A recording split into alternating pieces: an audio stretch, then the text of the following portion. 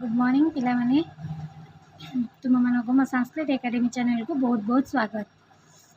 जो मैंने प्रथम कि मो वीडियो को देखुं से मैंने दयाकोरी लाइक करेंगे, शेयर करेंगे और सब्सक्राइब करदे। आम आज पढ़ा नवम श्रेणी और दशम श्रेणी ग्रामर दरकार जोटा कि कारक और विभक्ति प्रकरण विषय पढ़ा। मुझे गोटे नोट बनई से नोट टी तुम मान सहित शेयर करुँच। कारक क्या कहती आम प्रथमे जानिबा कारक क्या कहती। वाक्य मध्य क्रियापद सहित जो पदर संबंध थाए ताहाकू कारक कहती। कौन है ना वाक्य मध्य क्रियापद सहित जो पदर संबंध थाए ताहाकू कारक कहती।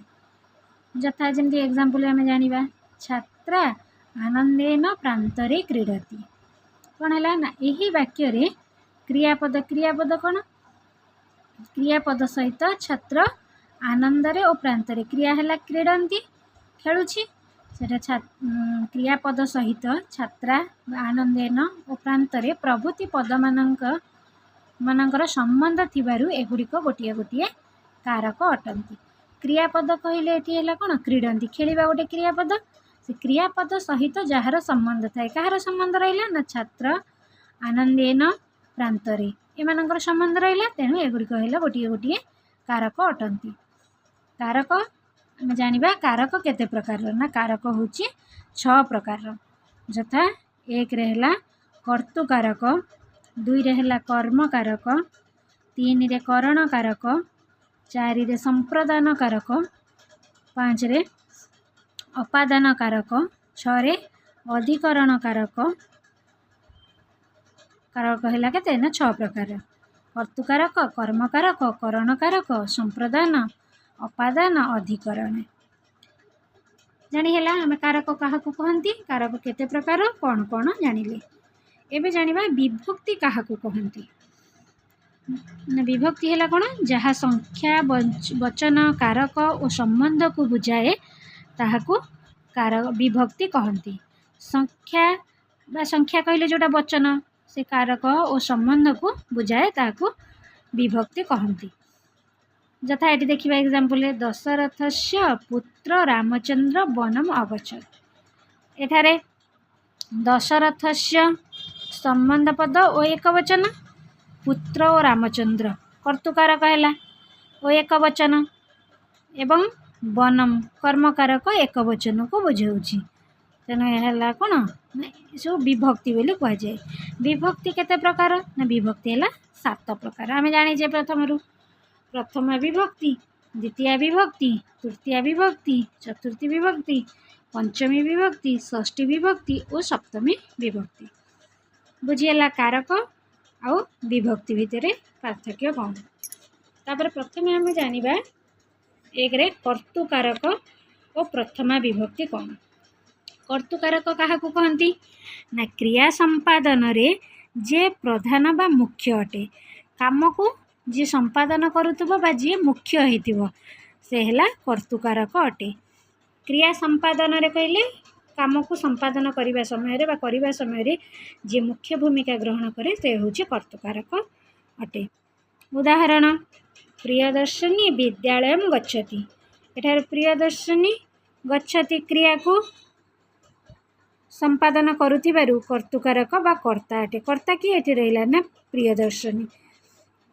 तले गच्छति होची कोन गोटे क्रिया केउठा को जाउची ना विद्यालय को। प्रियदर्शनी विद्यालय को जाउची बारु एहा होची कोन ना कर्तुकारक बा कर्ता अटे कि प्रियदर्शनी एठारे कर्ता अटे। एक रे जानिबा कर्तरी प्रथमा विभक्ति केमती हुए ना कर्तुवाच्य रे कर्ता ठारे प्रथमा विभक्ति हुए। मन रखिबा पिला माने कर्तुवाच्य रे कर्ता ठारे सब बेले प्रथमा विभक्ति हेबो। यथा देखिबा शिशु मिष्टान्नम खादति। एठारे किए मिष्टान्न खाउची ना शिशुटी ताले शिशु हैला कोन कर्तरी प्रथमा अटे। संबंधने प्रथमा पुणी ना जहाँ को संबंधन करा जाए ताठारे प्रथमा विभक्ति हुए। देखो एठारे एग्जांपल देखो अयि मातः भोजनम देहि। मातः है माँ को कौन संबंधन कले तेणु माँ है कौन ना मात है संबंधने प्रथमा विभक्ति। प्रभो दयाम कुरु प्रभु को डाकिले प्रभु आमको दया कर तेल प्रभु हेले कौन जहाँ को संबोधन करुचे प्रभु को संबोधन कले तेल प्रभु है संबोधन प्रथमा विभक्ति